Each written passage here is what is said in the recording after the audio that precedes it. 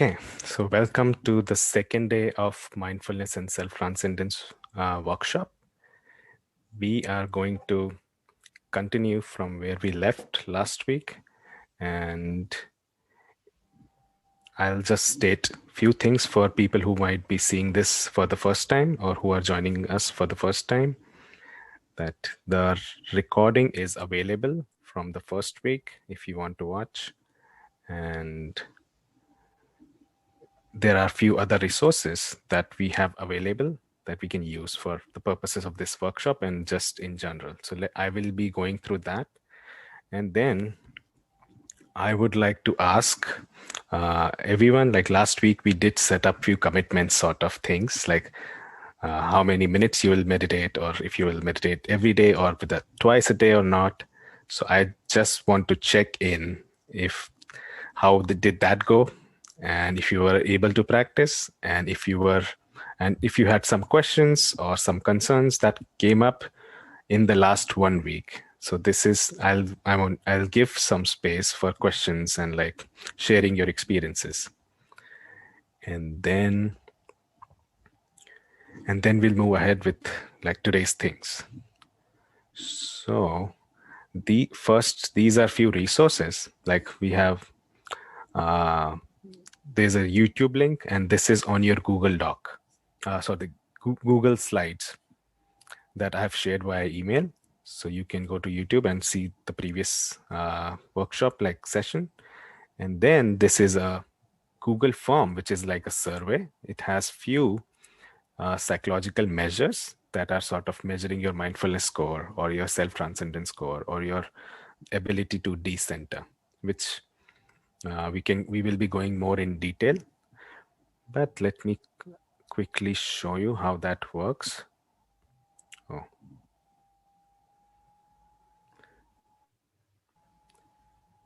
Is the link what I opened, is that visible? Yes. Okay. So these are just like a couple of questions just to make sure who is filling up the survey. And then,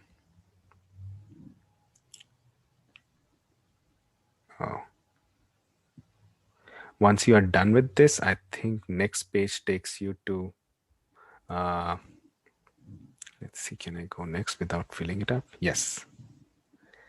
Yes, the next page takes you to like 3 sort of questionnaires, and I've not written the full form just to it's helpful if you don't see what it is about while you're filling it out. Just answer them based on what you feel most genuinely, and the easiest way to measure them is like, this is first of them. The easiest way to measure them is to add your scores and divide it by the number of questions, so you're taking out the mean. So just do these things, and there are 2 others, but we will get into that later. But if you have questions about them, you can simply ask me. But if you do it, you will get to know your current score, and it will be helpful. You can take it again after like 4 or 5 weeks or after the end of the workshop and see if there was any change. So just wanted to give a small introduction to what that is. And then I have an Insight Timer page. So I regularly upload guided meditations there. So that's the link. And then I have an Instagram page. So you can just use these resources that I'm like creating for your practice, and if it's helpful for you. Then now I want to get into more sort of check in. How was your last week? And if it's okay with you, if you feel comfortable, turn on your cameras while you're sharing so that we can have like more community sort of feeling that we are here together. And I want to like see how everyone is doing and how was your practice last week. And if you have any questions that came up about the meditation technique that we discussed last week.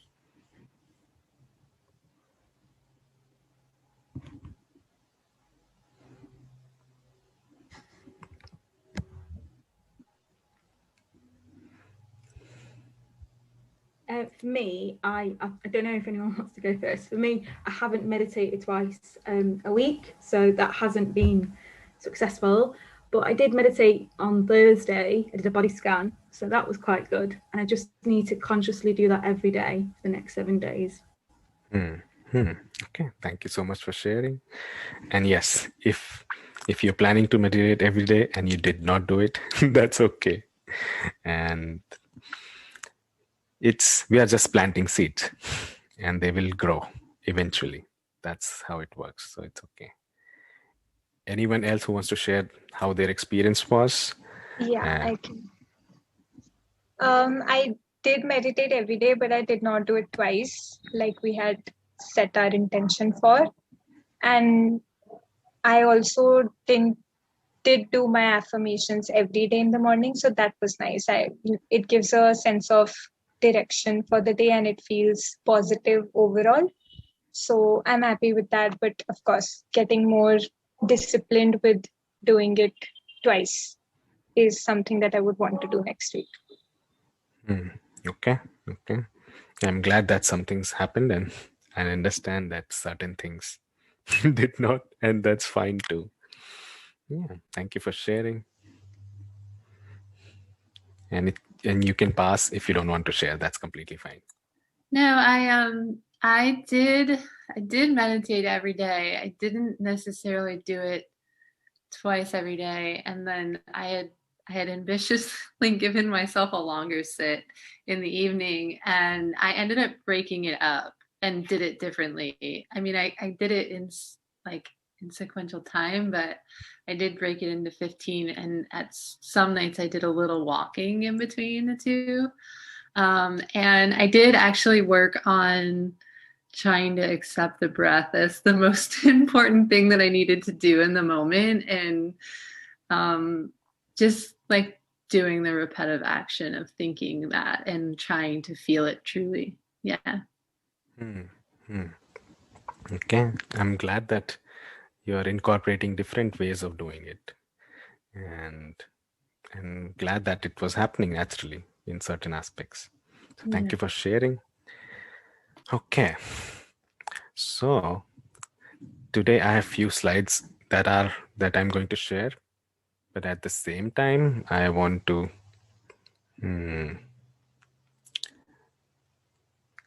use this reading that I have. There's a certain book. I will share the screen, and then we can like read one by one and sort of interpret what the author is trying to say. So that's like another thing. But before we get into that, I want to do our first round of meditation. And last week we were more into theory. This week I'm more diving into practice, and that's how it's going to be for rest of the weeks.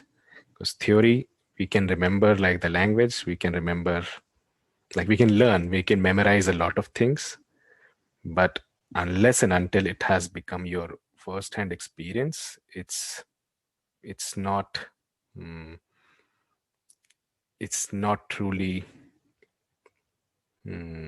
incorporated in life. So it's like if you read a prescription from the doctor, like this is the medicine the doctor has prescribed, and take these tablets, blah, blah, blah. So if you keep on repeating the prescription, 2 tablets in the morning, 2 tablets in the evening, 2 tablets in the morning, 2 tablets in the evening, no matter how many times you read it, you will memorize the names of the medicines unless and until it has gone into your body. It has actually been done its work really in there. It won't work. Reading it, something does not bring like results. So really getting into the practice is essential. So before we do our first round of meditation, I do want to share a small uh, quote.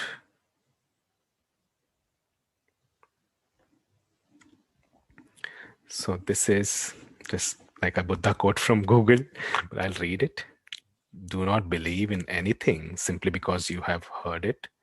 Do not believe in anything simply because it's spoken and rumored by many.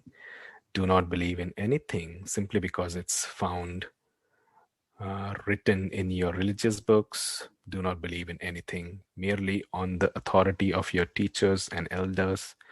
do not believe in traditions because they have been handed down from many generations. But after observation and analysis, when you find that anything agrees with reason and is conducive to the good and benefit of one and of and all, then accept it and live up to it. It's a very simple thing, but the primary idea is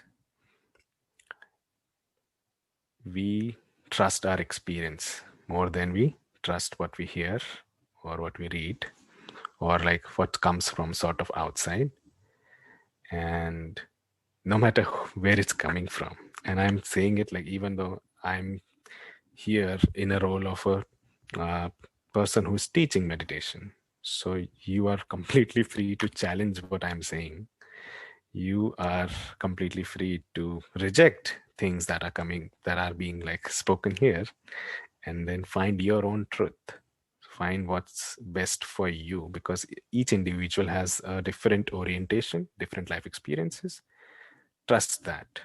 And each individual has that inner teacher in them. So be trustful of that more than you trust things that are outside, like books or other teachers and stuff like that. Just wanted to say that. Any questions before we get into our first meditation for today?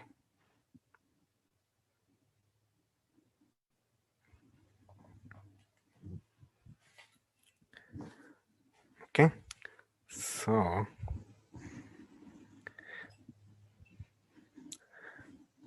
again, for today, the first round, I will focus more on the concentration piece and just focusing on your breathing, because that's something we constantly keep cultivating. And in the second round, we will get into a different aspect of meditation. But let's begin with the basic mindfulness meditation. Take a position that's most comfortable for you. If you're sitting, make sure your back is straight and you can close your eyes if that helps you maintain your attention onto one place. And if you feel more comfortable leaving your eyes open, that's completely fine. Now, once you're in a position that's most conducive, take all your attention, take all your focus, and place it on your breathing sensations.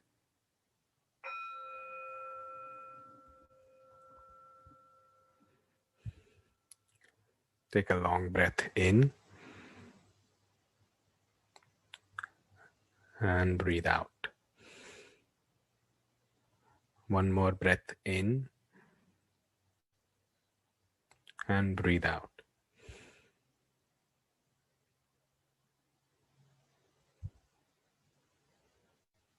Continue to breathe and let your breathing go back to its regular pace.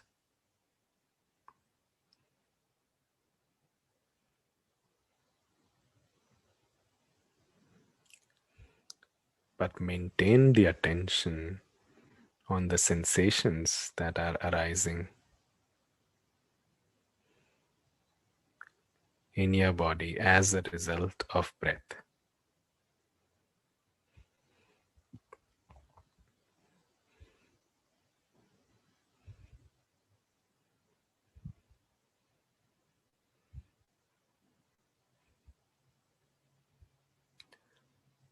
Notice the expansion of lungs and stomach,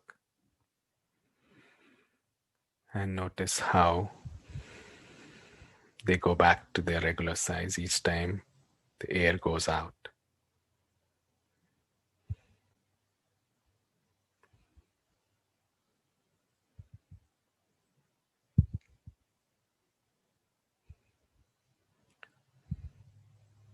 If your attention goes to something else, that's okay.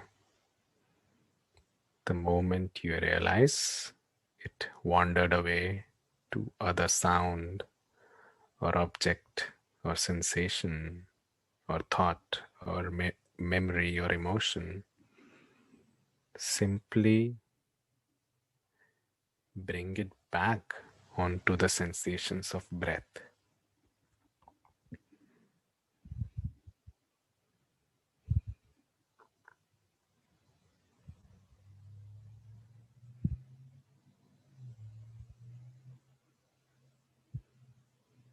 And remember to bring it back with an attitude of compassion and self acceptance.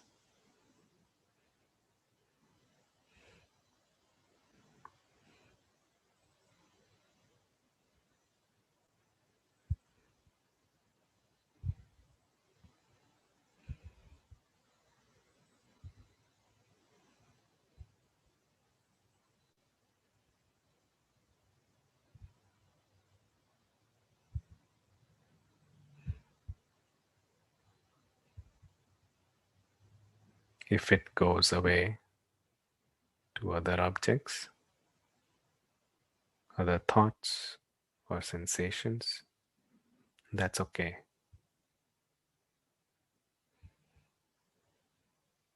Bring it back onto your breathing again and again.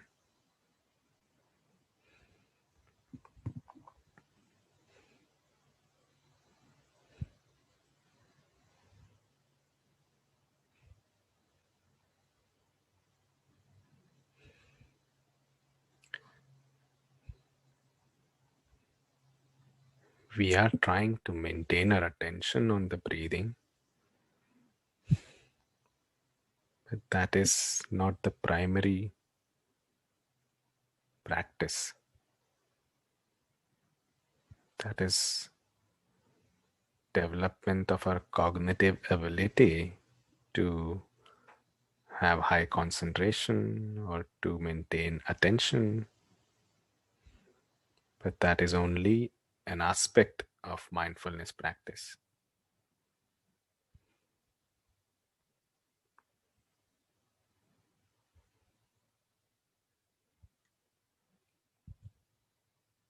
What is more important is the moment when you realize the mind had wandered away to something else, and the moment you come back. This moment of remembrance is essential.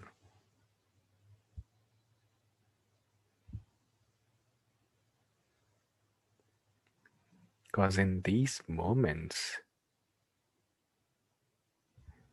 you are taking attention away from certain thoughts, emotions, or memories or sensations and bringing it back to the breathing.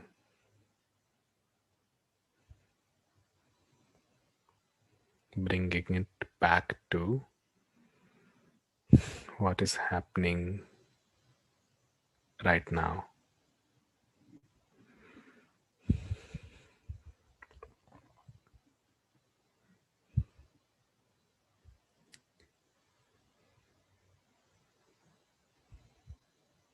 The more you bring it back, the more stronger your meditation practice becomes.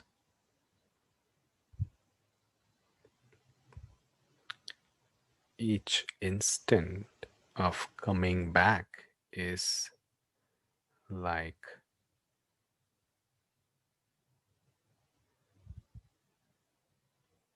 picking up weights in the gym.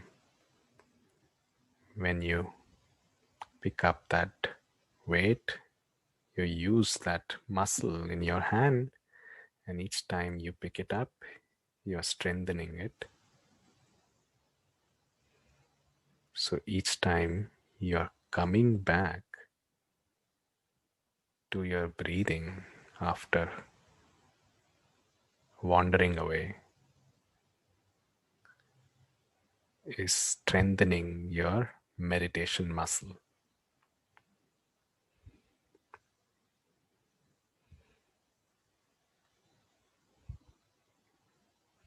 So do not get discouraged or disappointed if the mind wanders away. That's what it does. That's the nature of human mind.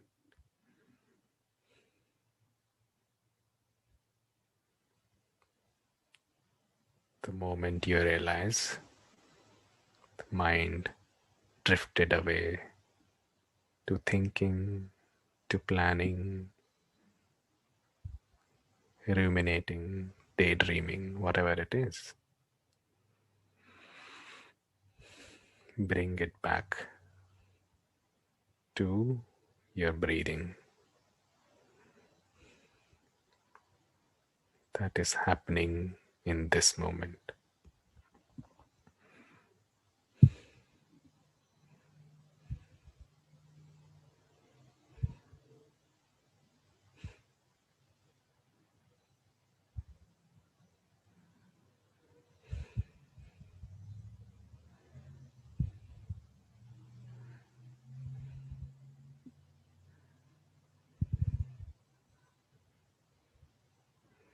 The more you are attuned with your breathing, the more in the present you are.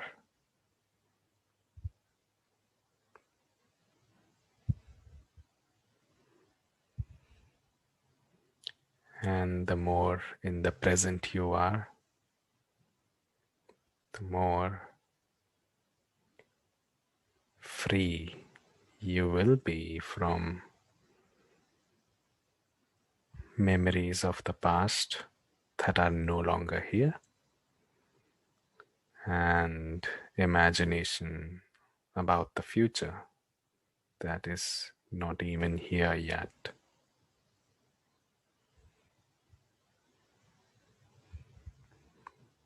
Our breath is the bridge to our reality of the moment.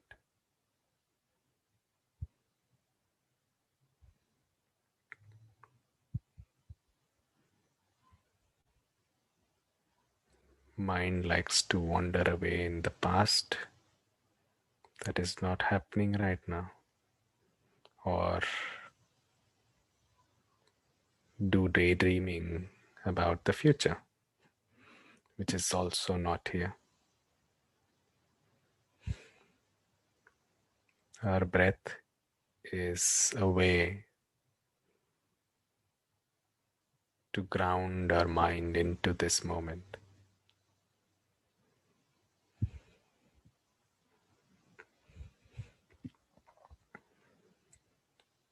So keep grounding your mind back to your breath whenever it wanders away.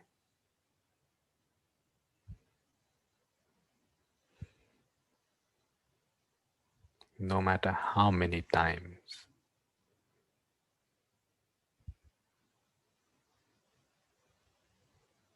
it drifts away, bring it back.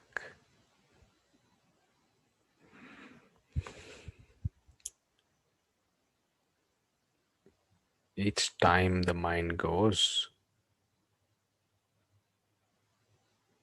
to other things, each time it wanders away, is an opportunity for you to come back to the here and now.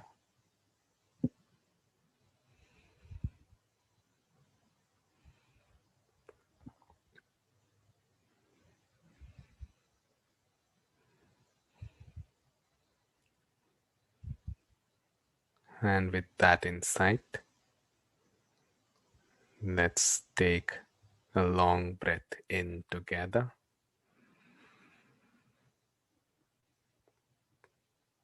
and breathe out.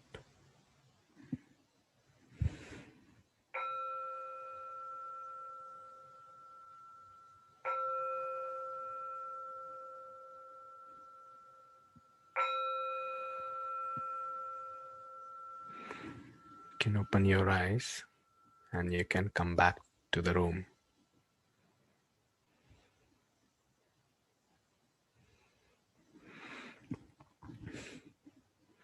Okay.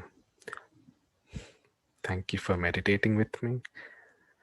How was your experience, or if anything that came up, or any question that you want to share?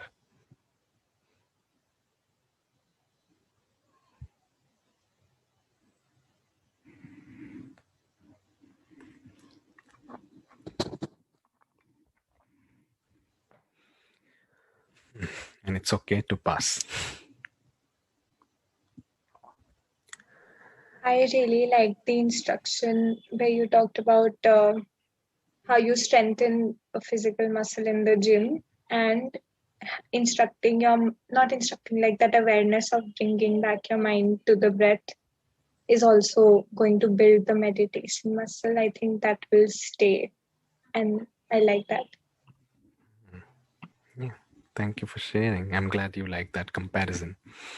It's, yeah, that metaphor really goes in, like when we are practicing.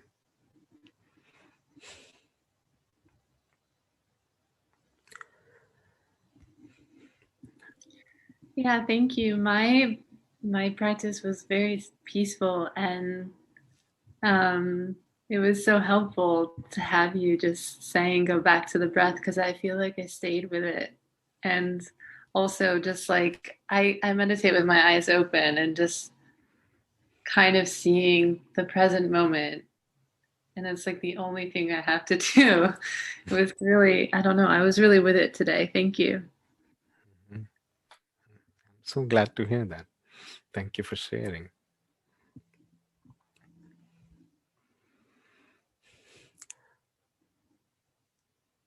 I will also share, and I think, and again, it's still open for you, anything else that comes up, but I think it's essential for me to share too. And I had a difficult experience, to be honest. And by the later, I started feeling like more grounded. But since my mind was going again to the technology, which is so beyond my control, and I was imagining, oh, some people are waiting in a different Zoom link, and I'm here. I should check my phone. I had an impulse to check my phone if someone has texted me, and but I did not. So it was challenging for me to not react to the impulse and be with it, and also just come back to my breath, and then let the guided meditation that was happening let that happen. And because so it's like I had to prioritize the need of this moment over my obsessive mind, because my mind is non-stop chattering and telling me other things, or taking my attention to other places and giving me a really hard time. So that was my experience. But then somehow I stayed here. And no matter how much I meditate, the mind has this nature, and it just keeps on going on and on. But what helps, or what is the reality in my experience, is my mind is not me. The mind is happening and doing its thinking, doing its planning, doing its trying to take control over the situation. But that's not who I am. That's sort of helps me, or that's how I like the framework, which has been very helpful when it becomes really difficult, especially when it's difficult. Anyways, so that was my experience. Okay. Any questions or any comments before we move to the next thing? Okay. So let's get into our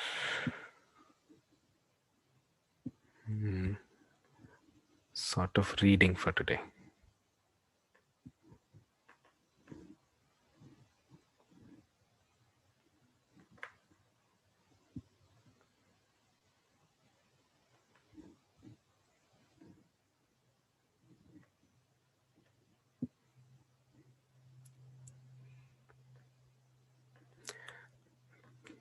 So here is just like a book, one of the books that I've read. It's this is sort of like question and answers between some students and this teacher. And the first thing is just a question, like this is a question, and then the next whole paragraph is sort of a huge answer. So we'll continue reading it and we'll stop at a point and sort of share what comes up, or if a question, or if you feel like sharing something. I'm really interested in that, because these readings will remind you of something that you already know. Because I had truly believed that, and I come from, even I'm a psychotherapist, and I come from that belief of like humanistic psychology. And it's like every seed has the potential to become a plant and then eventually a tree. So the entire genetics and entire like potential of what can be is inside that tiny seed. And every human, or every small child, or every single human being on this planet has that wisdom in them. And all, and then unfortunately many people do not get sort of unconditional acceptance or unconditional positive regard in terms of humanistic psychology. So it doesn't come out, but it can come out anytime when the moment is right. So i I truly believe these are reminders of the potential that we all have within us. So if something comes up and you feel like sharing, the space is yours. Okay, so I will read the couple of like 2 3 paragraphs, and then I'll ask if someone else wants to read, and I'll ask if someone something comes up and we can share. So this is also sort of help us in understanding the theory of our mindfulness practice. Okay, so the first thing is they're asking, someone asked a question. Many times I feel so merged in you that it is as if I have died and only you are. But this feeling doesn't remain constant, and always the ego returns. This happens when I have to again communicate with others or return to activity. Why doesn't the ego remain dead? That's the question. And then the answer is, if you make it a goal, egolessness, then you will always remain with the ego. Don't make it a goal, because all goals belong to the ego. If you think that you should remain egoless, who is this you? Who should remain egoless? This is the ego. So the first thing, don't make it a goal. Any goal will feed the ego, even the goal of egolessness. When you are egoless, enjoy it. When you feel the ego again, be alert. Don't expect the contrary. If you start expecting, you will be more entangled with the same thing. Whenever egolessness is there, enjoy it. Feel grateful, thank God. And when the ego comes again, be alert. Soon, more and more egolessness will happen to you. Less and less ego will return. And the moment will come when ego will disappear. But don't make it a goal. All goals belong to the ego. Secondly, don't expect anything, because when you start expecting, you have moved from the here and now into the future. When you start expecting something, you have started to bring your memory, your past, into the present. This very moment you feel egoless, it is okay. Then it goes, the ego comes. You want to repeat the past again? you must be egoless. You project the past in the future and you miss the present. Okay, so I will stop here. If anyone has a question or something that came up, you can share, or you can start reading.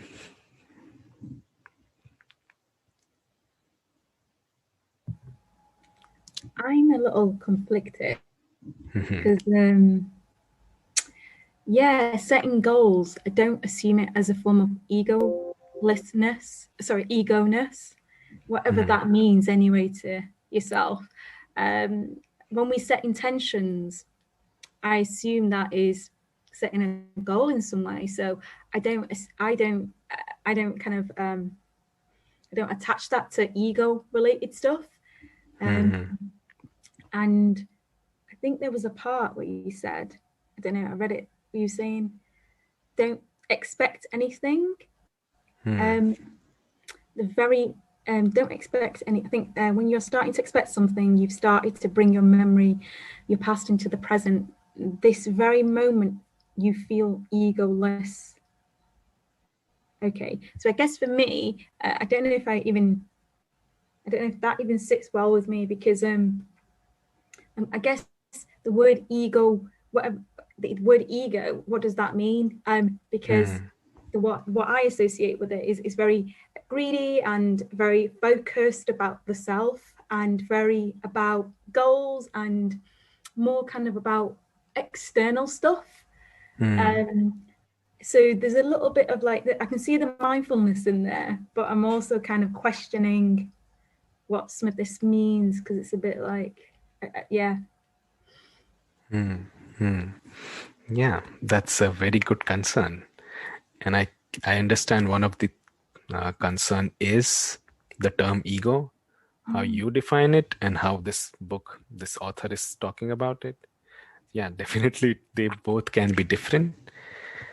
But I think, and yeah, culturally, I grew up associating ego with something like very negative. You should not have ego. that has been my cultural upbringing, and it seems like similar to what you're saying. And so I don't use ego as a term when I'm like teaching and stuff. So I use just the mind. Usually mind has a tendency to always create like plan, create goals, and try to accomplish them. So that is there. So one of the aspects is about terms, so which can like take us into a longer conversation. And then, but we understand the intention. If you understand the intention, we can skip the term and try to understand what the essence of reading is. Does that make sense? Yeah. Yeah. So it's okay. I know the negative connotation with ego. If you can drop it, because what they are trying to say, and then the language is sometimes a barrier. Okay. So now the other conflict, which is very, very important in like all mindfulness practices, the paradox of the moment. Like, okay, so you want me to have a goal, which is in the future, but you also want me to not have expectations. So how can both be true? They're so conflicting that I am sitting here meditating with a goal in mind, and that goal can be anything for everyone. Like for maybe a Buddhist, oh, I want to reach enlightenment, and for maybe a Christian person, oh, I want to reach salvation, and for Hindus, it's like moksha. So it's like, and or for just a regular person, it's like, oh, I don't want to suffer. I don't want to have these negative thoughts. Or for any person, it can be anything. But then the paradox is, I want something. There's a desire, which seems like in the future, but then you are also saying, be in the moment, be in the present. Is that making sense? Or is that sort of describes your other concern about the conflict that you were describing? Yeah, perhaps that's what it was. Because when you said when you're expecting something, you have started to bring the memory, etc., etc. It feels egoless. I didn't believe that. So what you're saying is essentially that is the essence of mindfulness, isn't it? That you have to go against what we usually do. That almost the paradox is that you let go of the expectation and you sit with what's in the moment. And I think the way we've been taught in our kind of course is that we want to be calm. Everybody wants to be calm in mindfulness, and I think that there's an organisation in the UK, Breathworks. They do mindfulness, and they say to get to A, usually in life, A to B is a goal, and A is do the mindfulness, B is be calm. But actually, it's the other way around. So in mindfulness, we practice we do the practice, and calm comes to us. So it's the other way around. That's how they describe it. So yeah, I was just a little bit, I think that maybe the language of it for me was a bit like, oh, I don't think this is true. But and there was the good and bad that was coming up for me. I was like, yeah, does that mean that's a good thing or a bad thing? Or I don't know. And mindfulness is very unique, right? So our experiences of it are different for each person. It's very, my understanding is it's different for everyone. Yes, that's so true. And you have sort of answered your question here when you sort of said about A to B. It's like if I am making goal to find myself. So if I will do these practices so that I can be me. So it's like I'm already here. Like it's such a paradoxical thing. We make these plans to get back here. It's a paradox. You are already you. And our mind makes us believe that you are something else. Our mind gives us ideas of future. Our mind gives us ideas of who the self is. And it's like the idea is a psychological construct of who you are. But again, it's a construction. Just like when you stand in front of a mirror and you look at the image of who you are, but that is an image, not the true of who you are. That is because who you are is here. And it is a confusing language that I'm using again. But then again, to the mind, it does not make sense. And the metaphorical answer to that is our mind is like this hand. My hand has these 5 senses. I can like touch, smell, and vision, and all the 5 senses, sort of 5 fingers. It can hold or it can grasp everything that is a solid psychological construct, everything that has a definition that you can define into a language. The mind can hold. Similarly, my hand can hold everything that is solid in nature. It can hold within its grasp because it's within those limits of 5 fingers.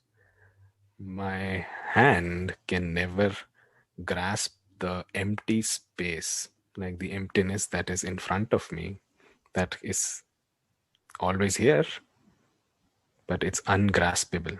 The more the hand tries to touch the emptiness, the more it fails. It tries again and it slips. It's so fleeting. I'm talking about it. I can point towards it. Look at this empty space, but your eyes cannot see it. Your hands cannot touch it. You can't smell the empty space. So it is something beyond the 5 senses. But it is always here. The empty space is always here, yet ungraspable. So again, this is a metaphorical way of pointing towards what is beyond the 5 senses of our own mind to understand. Is it making sense? Okay. I also want to ask And I want to get more into the time conflict, but I also want to ask others if something came up for them during this discussion or from the reading. So what came to me was I am a very big planner. Like I don't know how to do things without a plan. So for me, I was wondering how can I function if I don't set goals or plan. Like I understand how probably the point is that you don't just stay in the future, that you don't just keep planning or obsessing over goals or become feverish, because the mind's tendency is that once you set a goal or you start planning, then so many thoughts start coming around it, or so much feverishness gets attached to the plan or the goals that you've set. So I understand that, but also at the same time, any goal will feed the ego, even the goal of egolessness. Like it feels very difficult to practice. That's what I'm trying to say, because I don't know how to do anything without planning, and I'm not ready to let that go also. Like it feels to me, I understand how being in the present moment is mindfulness, and the metaphor that I like to think of is, water and waves, and how going with the flow is what brings peace. And not wanting to control the flow, not wanting to go against the flow, probably all these things will obviously cause misery or suffering. But at the same time, going with the flow also feels random, that life will be random if I don't have any plan or if I don't set any goals. So that's a little difficult in application. That's what I'm trying to think. Yeah, thank you for sharing that. And yes, makes so much sense that planning is such an essential aspect of life, and like for you, it is needed, and without it, as if you cannot function. And again, I want to separate who you are and who is this planner. So I'll ask, are they the same? Are they the same thing? The one who is planning and the one that is you. No, yeah. Like when you put the question that way, then the distinction is there. Okay. Yeah.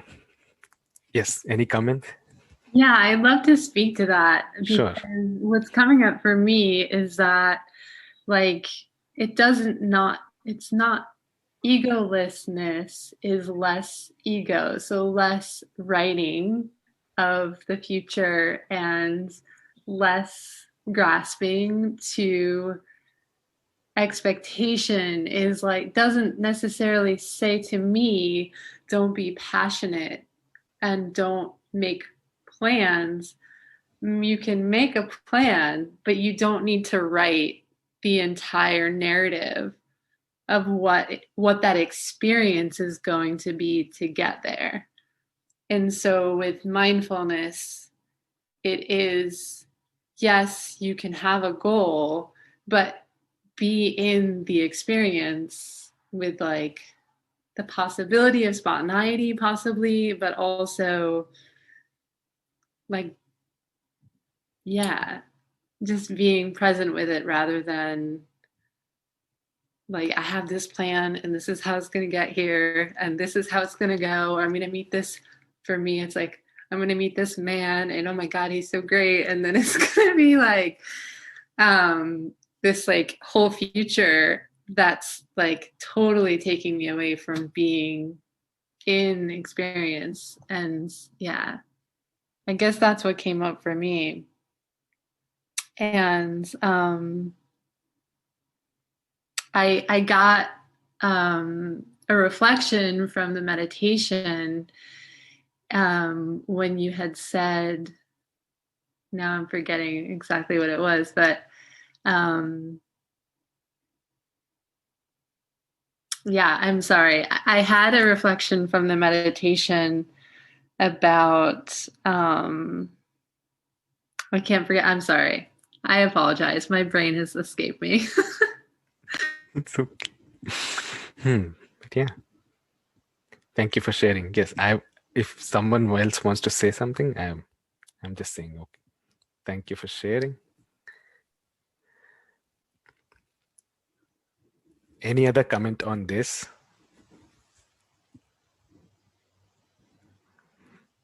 Okay, I do want to answer the other half of the question about the conflict of time, and it came up in Sadia's question and it came up in Jasmine's question about planning. So let's do a small thought exercise or like thought experiment, and then let's see what comes up in that. You can unmute and answer these questions, or I'll just continue. So if I give you three options of like past, present, and future, if these are three options as your answers, and if I ask you a question, what is the time right now? Is it past, present, or future? What is the time right now? Present. Okay, so it is the present.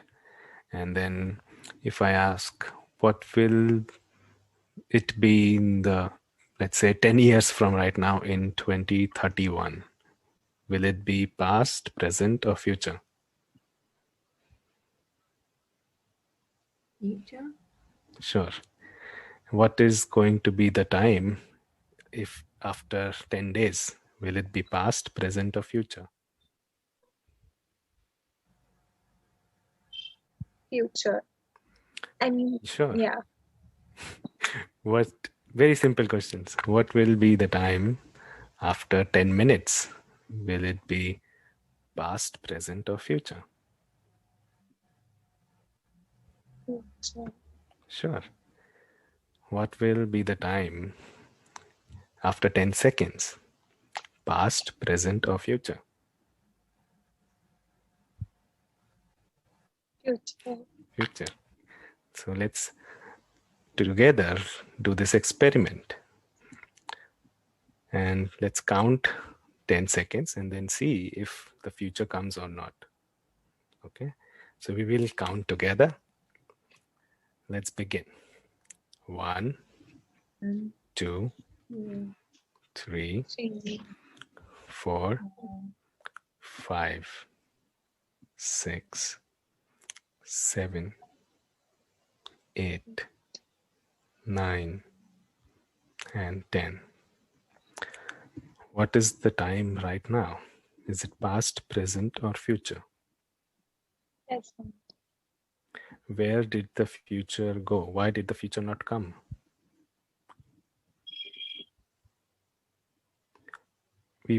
I was asking questions, and based on your answers, the future was supposed to be here. Why did it not come? Where is that future? It's already passed. So it's it's past. Anything else that comes to mind? Where is It's the thing that you had said pehle, to define things so that the mind can understand time ka concept or like past, present, future concepts are existing so that you can understand and probably like reason and problem solve or things like that. But in trueness, like it'll all just be right now, if that makes sense. Yes. Any other response?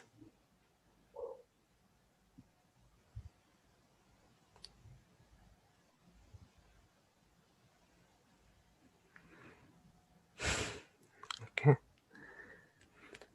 So the purpose of that was very simple. I just want to demonstrate you that the mind lives in linear time. The human mind is so fixated, so absorbed with the idea of linear time. That is, there is a past, and then the present will come, and then the future. It's always in the linear. And that causes suffering. That is a huge cause of suffering, because we forget the non-linear, or we forget the more, the deeper truth of who we are. So, to put into different words, if I ask again, when we are thinking about our past, or when the mind goes into past, let's say memories, 10 years from now, before, 20 years ago, that remembering of that memory or going into that past, that whole psychological process is happening in this moment. Or in the other case, if the mind is planning about your week, planning about your day, I'll do these assignments, I'll complete this work, I'll go meet this friend, all the planning. The process of planning itself is happening right now in this moment. So a perspective, or like more true version of what actually happens is, you are not going to past, or you are not going to the future. You're always here. You're always in this moment. The mind thinks it's going to these different places, doing these planning and these things. But all that going and planning and remembering and revisiting the past or imagining the future, the entire processes are happening in this moment. So I know the culturally mindfulness definition is be in the moment, but I think that itself is a barrier, because there is no other moment. If I ask you to be in the moment, that itself is a lie, because there is no other moment than this anyways. So the idea that you were somewhere else and come back here is itself false. Is that making sense?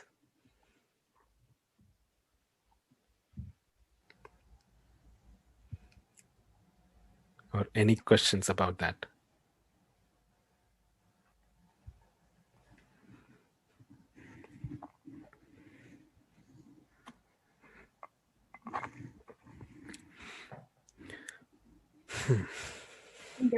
I'm thinking about be in the moment, and like, what is the action? Is it an action to be present then? Like, you can't be in the moment because you're essentially creating a state of being with an expectation. Is that what you're... So I'm saying there's no action. How can there be any action required? And then to communicate that, I will use, just look around any animal, or just look, if you have seen a cat, or if you just see these like creatures of nature, they are always relaxed. It's only the humans who are anxious, humans who are suffering most times. Other animals are chill, because they know what that presence is. They just embody it all the time. That's why we feel so calm when we are out in nature with trees, with other animals, because they are all embodying what this is. You don't need an action. You don't need to create anything. It's already here. That's the simplest way of answering that, I would say. Or this, and I'm going to incorporate this into our next meditation.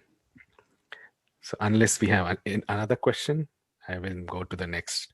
But I want to ask if there's any other question or anything else that you want to share. This is the time.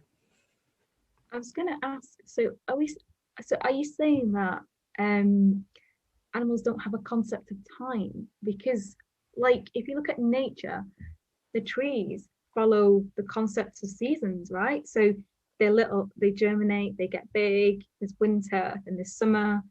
So there is, I guess there is, maybe to us, we conceptualize it and say it's winter, summer, etc. But aren't they aware in some sense that there is a difference in seasons, and therefore that relates to maybe a time of when they're small and when they're, if you have like a little tree and you have an 80-year-old tree, there must be something that kind of in those systems that identifies age or in relation to time. Yeah, very good question. And I'm also so glad you partially answered your question in that. Have I? Don't know if I have. I don't know. So, yeah, like you were asked, do trees have a sense of time? And then you were like, oh, maybe that's we who are classifying them into. So, yes, we as humans give names and labels to other things. We put things into linear time. But if you just look at a tree and try to be the tree, I know it's very irrational. Go outside for a walk, be with the tree, and try to see how it feels like. I think even just imagining if we never knew language, Yes. then everything would just be experience. It won't be describing, talking, thinking. It would be experience. And I think that's what in the moment is, or like this moment is. Okay. Yeah. So everything is done in, just, I guess for me, I identify, like, like mammals, they, like we have children and then they grow up, and there's a timeline there, isn't there, of like when they're young and then they grow, and wouldn't like monkeys and, they have little babies and then they eventually grow, and, so do they not have a part of the mind that kind of conceptualizes that stuff? I mean, I know their brains are different from ours, but like, they do change, don't they, over time? So they must learn. Yeah, I don't know if I'm tapping into the right things here. It might be something else I'm talking about. I don't know, but that's how I'm seeing it. So Sure. Oh, sure. Of course. And that makes sense. These are like very important questions because, of course, they live in this linear time. So do we. And they are going through the process of change and growth. And so are we. Of course, that is true. But when using the mindfulness attitude or philosophy, the purpose is to be in the process more or be the witness of the process rather than constantly feeling obsessed about the process. Because so it's like if you see yourself or a human life or a monkey life as a process, it's like a river, it's constantly flowing. And then when we stop and instead of going through a long story, let me just go to a story. If, for example, I'm in Nashville and there's a river called Centennial River here. I think so, yes. If I go there for a walk today and with a friend and I'll ask them, what is this river? And they say, oh, it's Centennial River. Oh, sure, okay. And then I go for a walk again in the evening and what is this river? And they say, it's Centennial River. I'm like, but how can that be? That cannot be true. Not a single drop of water that was there in the morning is the same as the water right I'm seeing right now. Every moment is changing into something else. What I call centennial right now is impossible that it's going to be centennial tomorrow. Or what I call anything, any human, like my name is Mahip. What I call Mahip right now, my cells and my molecules are dying. My skin is shedding. My hair is growing. I'm changing constantly. So this is a process. But the moment we put a label to it, we make it a psychological construct. We put it in a box of a concept. And that's what the mind does. That's a habit of the mind. And that's how we call something a fish. That's how we call a monkey a monkey. We like to put labels on things. But if you just remove the labels, if you are one with the process, then it's not as, then you can see how maybe the animals are seeing, or because they are embodying the process. So they will produce babies, they will bring food to the babies, but they will not sit in anxiety, what if this lion eats my baby? They will not have that thought. That is human nature. I know if the lion comes, they will try to protect, they will act what is right in that moment, and they will forget it. Next day, they will not sit in anxiety. Next day, they will again go out in the grass where they were about to be killed by a lion. They will go out again and eat that grass because they are living in the process. They are the process. They are not calling themselves, oh, I am this and I should be protected. They do not have a separate sense of identity. They do not have a separate sense of self that needs to be protected from this outside world, because there is no outside world. They are the world. They are one with the world. That's how animals are, and that's how we are too, except when we get identified with our mind and we start living as if we are this separate identity, separate from the world we live in. Is that making sense? Yeah, I think it's going to take me a bit of time to process that. Sure. Mind blowing, isn't it? It's a bit like, woo, okay. So I'll just keep listening, I think, because I'm trying to make sense of that, and that's a bit like, wow. Sure. Okay. So thank you so much for asking. I want to be mindful of the time, so I will do a very small meditation and end today's workshop. Okay. So let's take a position that's most comfortable for you, and close your eyes if that helps you in concentrating. Now take all your attention, all your focus, and place it on your breathing sensations. Take a long breath in, hold for a second, and breathe out. Another breath in, hold for a second, and breathe out. Now continue to breathe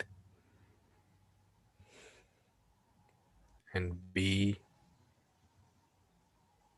attentive of the sensations that arise as a result of breath.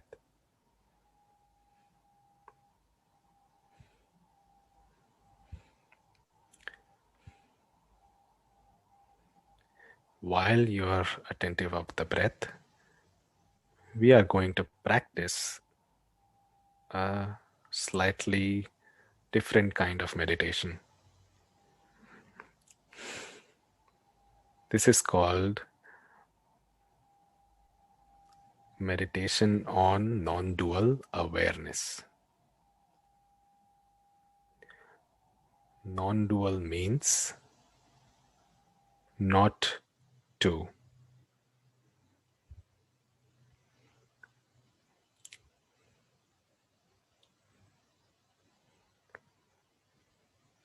Our mind usually has a tendency to identify itself with the personality of who we are, the habits that we have accumulated throughout years, the identities and the labels that we have believed ourselves to be is defined as who we are, this personality. And other people and the world is something that is seen as the other.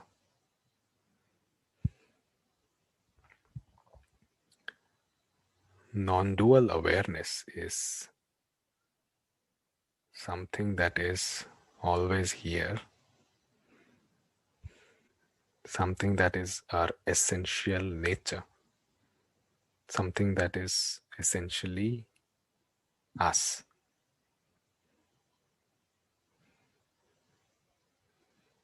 In this awareness, there is no two thing.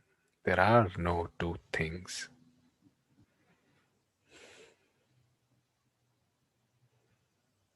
The best way to understand it is to use a metaphor of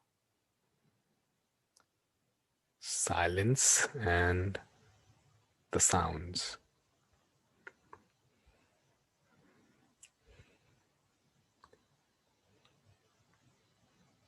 Each sound that comes into your experience, pay attention to that. Maybe it's a dog barking in the background, the sound of traffic coming from your window, the sound of humans chattering in the background somewhere, or the sound of me speaking in this guided meditation. Notice all the sounds that are happening in your environment.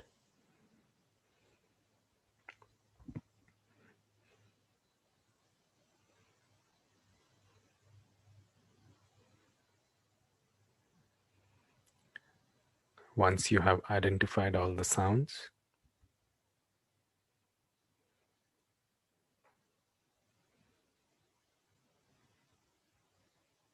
pay attention to the sound that is being created by my voice. I am speaking at a slow pace, and there are gaps in this guided meditation. There are gaps in my voice. Every word or sentence is being separated by these small gaps in the sound. Pay attention to the gaps.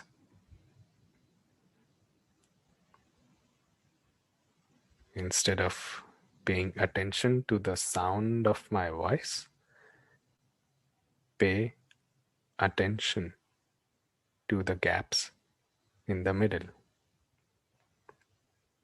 Each time I speak, there is a gap between my words. Be with that gap. Be with the absence of sound.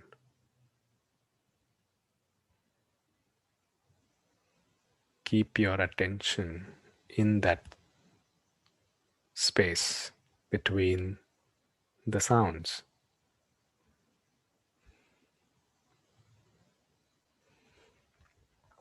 It is not easy for the mind to pay attention to that. The more you try, the harder it gets.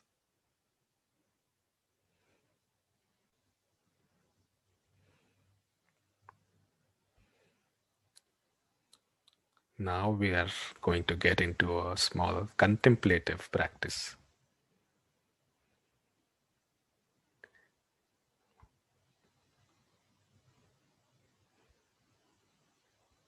The gaps that we tried to focus on are simply portals into the silence that is here. Silence, which simply is absence of all sounds. Silence is when there are no sounds at all.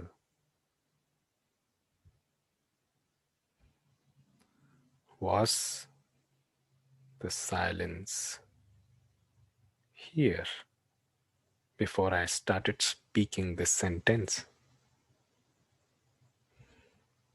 Is the silence here while I am speaking this sentence?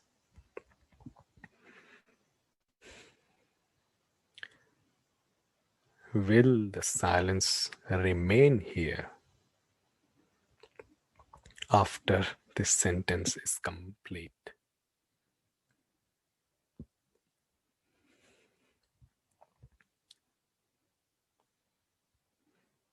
If the answer to these questions is yes, wouldn't that mean that silence was present in the past? Silence is present in the moment right now. Even though sounds are happening, the silence is here underneath, anyways. And the silence will again be there after the sounds have passed away, have drifted away.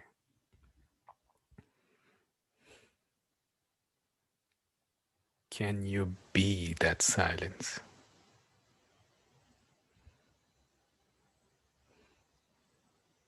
Can you understand that silence? Can you embrace that silence, which is always here,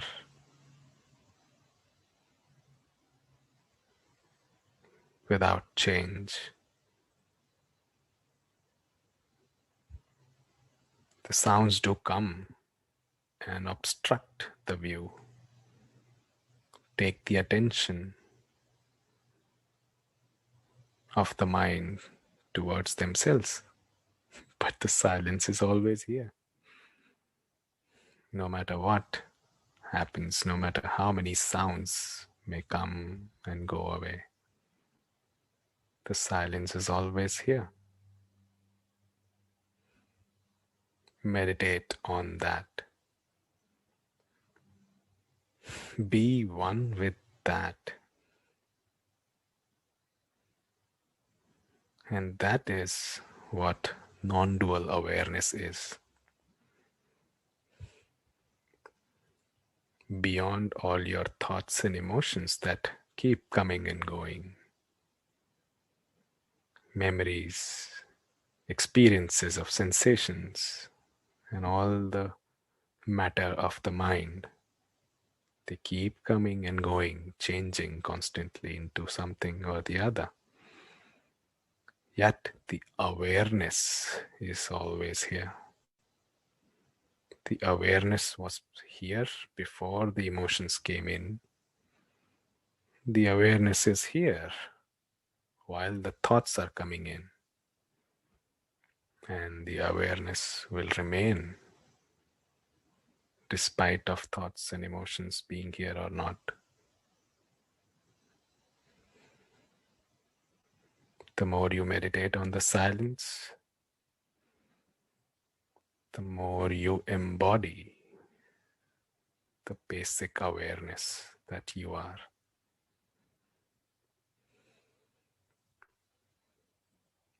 And on that note, let's take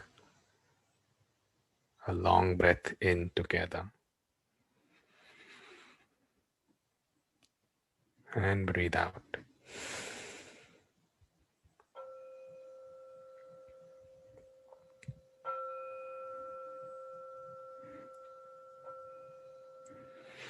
You can open your eyes.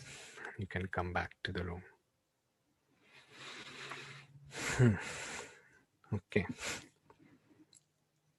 Any last comments or anything that you want to share? I know we are a little over time. I didn't realize it, if time was true.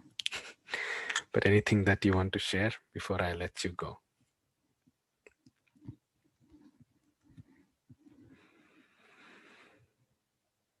Okay. Well, thank you so much for joining. I hope the meditation was helpful and enjoyable. It was really beautiful. Thank you. Mhm.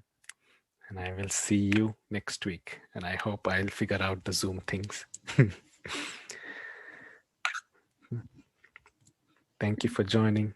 Have a nice week and have a nice weekend. Bye bye.